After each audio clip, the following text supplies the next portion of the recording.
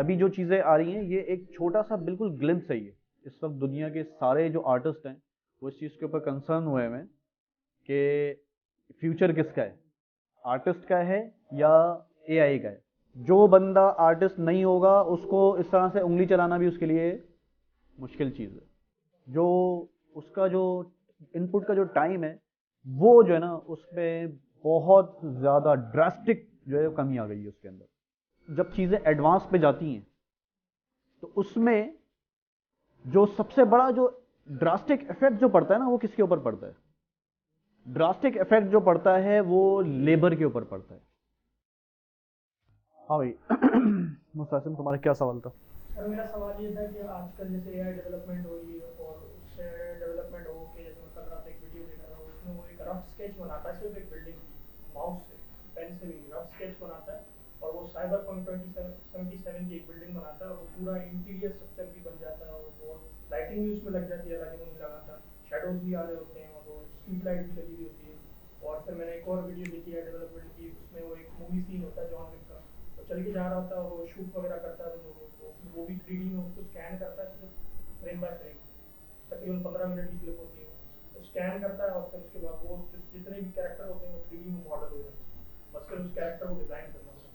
तो इससे मैं ये पूछना चाह रहा था कि अब एआई डेवलपमेंट हो रही है तो हमारा हमारा करियर कहाँ नज़र आता है, हमारी फील्ड कहाँ जाती है नज़र आती है, वर्स में और गुड में। सही है। अच्छा, पहला सवाल ये है मेरा कि जो स्केच जो बिल्डिंग का बनाया था उसका जो आउटपुट था वो आउटपुट क्या था, 3D में था या 2D में था? 3D में था। तो देखो अब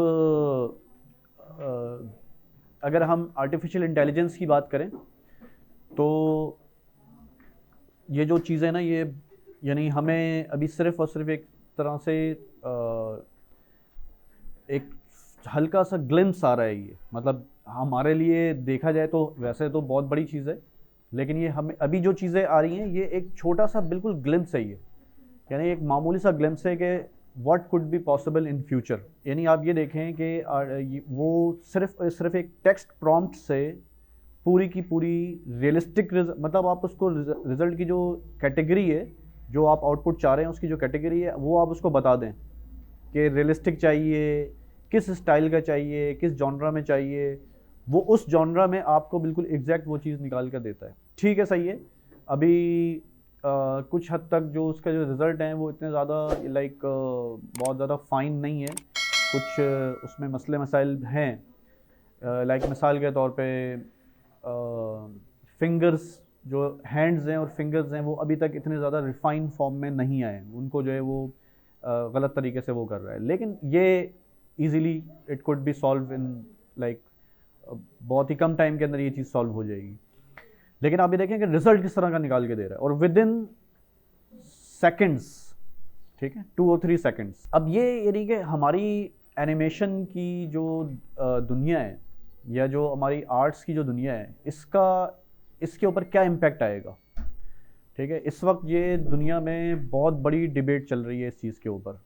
ठीक है, अगर आप जाकर सर्च करें ना hashtag arts versus AI, artist versus AI, तो आपको पता चलेगा कि यानी इस वक्त दुनिया के सारे जो आर्टिस्ट हैं वो इस चीज़ के ऊपर कंसर्न हुए हैं कि फ्यूचर किसका है, आर्टिस्ट का है या एआई का है। ठीक है, तो मतलब एक वाकई में एक बहुत बड़ी डिबेट है, लेकिन आप समझ लें इस चीज़ को कि टेक्स्ट लिखा और वो चीज़ आ गई, या एक इस हाथ से जो एक स्केच किया वो आ गया रिज़ल्ट उसका। आप ये समझ लें कि किसी भी फील्ड के अंदर ना, ये एक मैं इसका एक ना बेसिक आपको एक फार्मूला बता रहा हूँ, आप मुझे इस चीज़ का जवाब दें। मैं यानी एग्जांपल से ना आपको थोड़ी सी दूसरी फील्ड के साथ इसको मैं वो करता हूँ और उसके बाद मैं आपसे पूछता हूँ।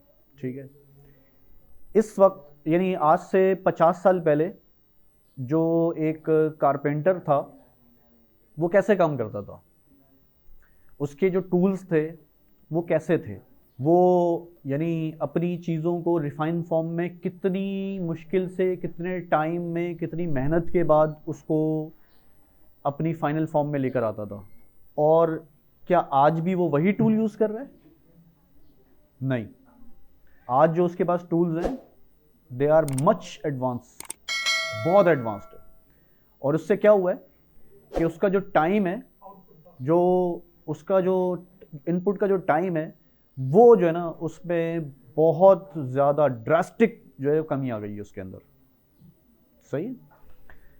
तो अब मेरा सवाल ये है कि क्या ऐसा हुआ है कि अब आपने फर्नीचर जो है आपने अपने घर में बनाना शुरू कर दी, टूल्स इतने आसान हो गए, चीज़ें इतनी आसान हो गई हैं कि जो है आपको अपने घर में कोई भी फर्नीचर चाहिए होता है तो क्या आप ये सोचते हैं कि यार कोई मसला ही नहीं है, टूल्स तो इतने आसान मौजूद हैं, मैं एक काम करता हूँ, मुझे इस तरह का जो है बेडरूम में मुझे ऐसा जो है डिज़ाइन चाहिए, मतलब मैं एक मेरी सोच है, सिर्फ मेरी सोच क्या है कि यार मुझे मेरा जो बेडरूम हो उसका स्टाइल ऐसा हो, ठीक है, जो मेरे बच्चों का बेडरूम हो उसका स्टाइल ऐसा हो, ड्राइंग रूम की जो फर्नीचर हो उसका स्टाइल ऐसा हो।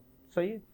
तो क्या ऐसा होता है कि आप या कोई भी दूसरा बंदा जिसका इस कारपेंट्री की फील्ड से दूर दूर तक का कोई वास्ता नहीं होता, वो ये सोचता है कि ठीक है जी, मतलब कोई मसला ही नहीं है, मैं करता हूँ उसको? नहीं करते आप। क्यों नहीं करते आप? क्यों? इसलिए कि आप उस फील्ड के पर्सन नहीं हैं। ठीक है। ये फर्नीचर तो मैंने बहुत दूर की बात कर दी। अगर आपके घर का कोई एक फर्नीचर ना, उसके अंदर जो है कोई ज़रा सा कोई कील जो है वो निकली हुई हो, तो आप उसके अंदर कील तक जो है खुद से नहीं ठोकते। समझ रहे हैं आप खुद से कील तक नहीं ठोकते। क्यों नहीं ठोकते? वाई? सवाल ये नहीं। देखें, आपके पास टूल्स मौजूद हैं, लेकिन उसके बावजूद भी नहीं, आप खुद से वो काम नहीं करते। उसका सबसे बड़ा रीज़न क्या है? उसका सबसे बड़ा रीज़न ये है कि आपके अंदर वो कॉन्फिडेंस नहीं है, सिरे से वो कॉन्फिडेंस नहीं है आपके अंदर कि आपको ये डर है कि ये मेरा काम, आपको पता है कि मेरा काम नहीं है, ये मैं कारपेंटर नहीं हूँ, और मैं अगर इसको करूँगा, मैं हो सकता है कि मैं अपने लिहाज से तो सही सोच रहा हूँ कि मैं यूँ करूँगा यूँ हो जाएगा ये, लेकिन ये पता नहीं कितने टाइम तक चले, पता नहीं ये सही हो कि नहीं हो, पता नहीं ये लकड़ी को ख़राब कर दे, ये ऐसे कर दे वैसे कर दे। ठीक है, ठीक है जी। ये तो चलें जी, एक मतलब फिज़िकल चीज़ आ गई ना। आप कहेंगे कि इसका डिजिटल से क्या ताल्लुक़? ठीक है, ये तो मतलब फिज़िकल ऑब्जेक्ट है, वो चीज़ जो है वो ख़राब हो सकती है, या ये हो सकती है, वो हो सकती है। ठीक है, अब समझ लें, लेकिन जो साइकी है वो सेम की सेम साइकी आपकी हर फील्ड के अंदर यूज़ होती है। ठीक है, क्या आप मुझे ज़रा इस बात का जवाब दें, क्या ऐसा होगा कि एक मल्टी मिलियन डॉलर कंपनी है, उसको अपनी एक मार्केटिंग कैंपेन करवानी है, और वो बोले कि यार अब जो है ना हम मार्केटिंग एजेंसी हायर नहीं करेंगे, हम मार्केटिंग एजेंसी हायर नहीं करेंगे अब, क्योंकि आर्टिफिशियल इंटेलिजेंस आ गई है, तो जो कंपनी का सीईओ है वो जो है बताएगा, और जो है डायरेक्टली उसको हाथ के हाथ उसी वक्त जो है ना हम आर्टिफिशियल इंटेलिजेंस से जो है उसको कर लेंगे। क्या ऐसा हो सकता है? क्या ऐसा होता है? नहीं होगा। ऐसा क्यों नहीं होगा? इसलिए कि उनको पता है कि मार्केटिंग उनकी फील्ड नहीं है। ठीक है, और इस तरह से जो है अगर वो काम करेंगे तो it's a waste of time. ठीक है, it's a waste of time. ठीक है, हाँ ये पॉसिबल है कि वो खुद से कुछ करके और कुछ रेफरेंसेस निकाल कर मार्केटिंग एजेंसी को दे दें कि यार हम कुछ इस तरह की चीज़ चाह रहे हैं। ठीक है, अब आप इसको जो है ना, आप इसको जो है पूरी कैंपेन में तैयार कर दो उसको। ये आप समझ लें। चले, ये तो जैसे तुमने बात की ना, सबसे शुरू में तुमने बात की कि जो है ऐसे उसने बिल्डिंग ड्रॉ की, ऐसे उसने विंडो ड्रॉ की, ऐसे उसने उसका डोर ड्रॉ किया। अब मेरा सवाल ये है कि इसमें सबसे पहली बेसिक स्किल क्या आ रही है? सबसे बेसिक स्किल क्या आ रही है? ड्राइंग। जिस बंदे को, आप ये समझ लें बात, जो बंदा आर्टिस्ट नहीं होगा उसको इस तरह से उंगली चलाना भी उसके लिए मुश्किल चीज़ है।